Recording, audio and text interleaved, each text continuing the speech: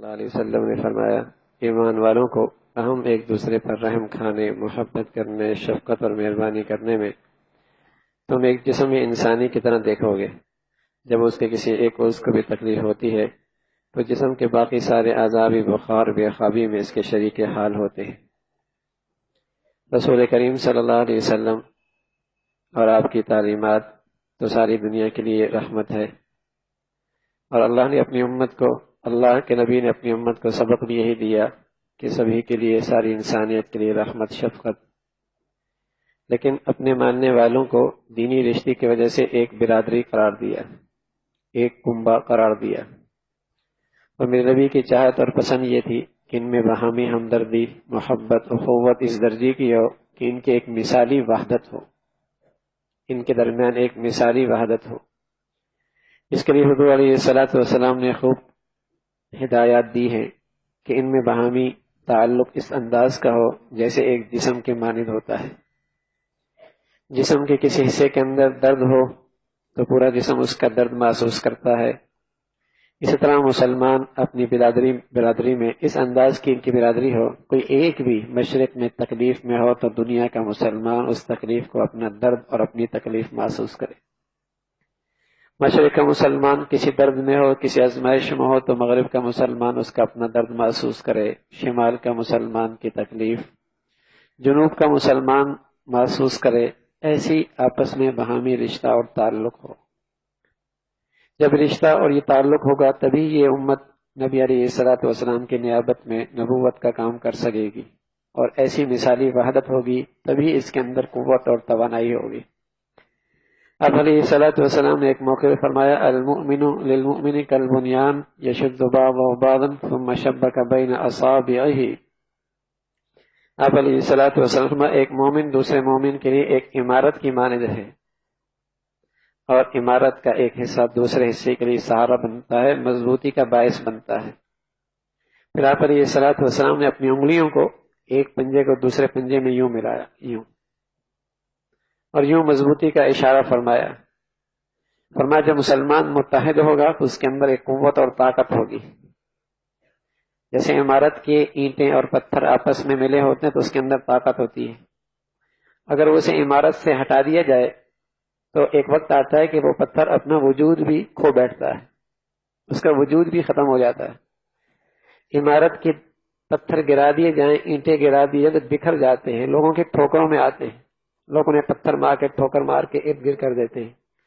بسا اوقات وہ پتھر تقسیم ہوتے ہوتے ہوتے ہوتے اپنا وجود بھی کھو بیٹھتے ہیں۔ تو میرے نبی نے اپنی تعلیمات میں وہ نبوت کی نگاہ سے ایسی باریک بینی سے امت کی تعبیر کی کہ اگر یہ امت متحد نہ ہوئی اور بکھرتی چلی گئی، رنگ کی بنیاد پر، نسل کی بنیاد پر، وطن کی بنیاد پر، علاقے کی بنیاد پر، زبان کی بنیاد پر، تو پھر یہ تقسیم در تقسیم در تقسیم اتنی ہوگی، ایک وقت آئے گا اس کا وجود ہی ختم ہو جائے گا۔ دیکھو نا، مسلمان تقسیم ہونا شروع ہوا تو آج اس کی تقسیم کہاں تک پہنچی؟ علاقے تک نہیں، وطن تک نہیں، زبان تک نہیں، پھر زبانوں کے اندر بھی نہ جانے کتنی کمیونٹیاں بن چکی ہیں۔ یہ فلاں میمن کی، اور یہ فلاں میمن کی، اور یہ فلاں میمن کی، پھر چنوٹیوں میں یہ، اور پھر پنجابیوں میں یہ، اور پھر بلوچوں میں یہ، اور پھر پٹھانوں میں اتنی تقسیمیں۔ انا للہ و انا الیہ راجعون۔ آج کا مسلمان اگر کوئی فلاحی کام بھی کرتا ہے تو وہ اپنی برادری کے حد تک، ہاں، یہ مسلمان کوئی برادری تھوڑی ہے۔ مسلمان تو ساری ایک برادری تھی، مسلمان تو ساری ایک برادری تھی، لیکن بدقسمتی سے تقسیم ہوتے ہوتے دشمن نے ایسی چال چلی ہے، اور اس مسلمان کی ایسی نادانی اور حماقت ہے کہ یہ روز نئی تقسیم سے ایک نیا گروہ بنا رہا ہے، اور یہ سمجھ رہا ہے کہ میں متحد ہو رہا ہوں۔ ہر برادری اپنے آپ کو متحد کر رہی ہے، سمجھ رہے میں بڑی اکٹھے ہو رہے ہیں، حالانکہ اکٹھے نہیں ہو رہے، یہ تقسیم ہو رہے ہیں۔ ہر برادری ایک نیا کنبہ بنا رہی ہے، ایک نئی جماعت بنا رہی ہے، ایک نئی انجمن بنا رہی ہے، ہر خاندان، ہر برادری، ہر قبیلہ ایک نئی اپنی بھی حکم حماقت میں سمجھ رہی کہ ہم متحد ہو رہے ہیں، حقیقت میں اس امت کو تقسیم کر رہے ہیں، اور یہ تقسیم ہوتے ہوتے کہاں تک جا پہنچی کہ اس کا وجود خطرے میں پڑ گیا۔ تو نبی علیہ الصلوۃ والسلام نے فرمایا مومن ایمان کے رشتے کی بنیاد پر متحد ہوتا ہے، لا الہ الا اللہ محمد رسول اللہ، یہ اس کا بنیاد ہے، نقطہ ہے وحدت کا۔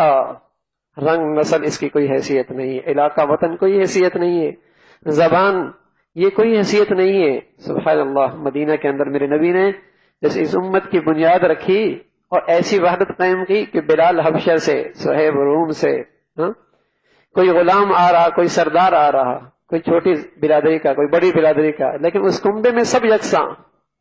وہاں بلال بھی ہے جو غلام ہے، بکتے بکاتا آیا ہے. وہاں سلیمان بھی ہے جو غلام ہے، نہ جانے کن کن راستوں سے، فارس سے آیا ہے. وہاں مکہ کے مہاجر بھی ہیں، انصار بھی ہیں، سردار بھی ہیں، زراعت پیشہ بھی ہیں، تاجر بھی ہیں، سب ایک جسم کے مانند ہیں، ایک جسم کے مانند. تو میرے نبی کی چاہت یہ تھی کہ یہ سب باہمی محبت اور اخوت کے ایسے رشتے میں جڑی ہوئی ہوں، ایسی لڑی میں جڑی ہوئی ہوں کہ ہر ایک دوسرے کا درد محسوس کرے، تکلیف محسوس کرے. یہ ایک عمارت کی مانند مضبوط ہوں، قلعے کی طرح مضبوط ہوں. ان کے اندر تقسیم در تقسیم نہ ہو. تو یہ اخلاق کا تقاضا ہے کہ مسلمان اپنے بھائی سے محبت کرے، اس سے اخوت کا رشتہ روز بروز مضبوط کرے. یہ دشمن ہیں مسلمانوں کے، جس مسلمانوں کو روز بروز ایک نئی تقسیم کے اندر اکٹھے کر رہے ہیں، روز بروز ایک نئی تقسیم انہیں دے رہے ہیں. اور یہ دشمن انہیں کھلا رہا ہے. یہ دشمنوں کے نمک حلال ہے، دشمنوں کے دسترخوان سے کھانے والی نسل ہے جو مسلمانوں میں رہ کر مسلمانوں کو تقسیم کر رہے ہیں، کام کافروں کا کر رہے ہیں تاکہ کفر کو مسلمان پر غلبہ آسان ہو جائے، تاکہ مسلمانوں کو انہیں جسے کہیں کہ کنٹرول کرنا آسان ہو جائے. یہ تقسیم در تقسیم کافروں کی سازش ہے. میرا نبی تو اس قوم کو، اس امت کو متحد کر کے گیا تھا. ایک قوم، ایک نسل، ایک برادری، رشتہ ایک ہے.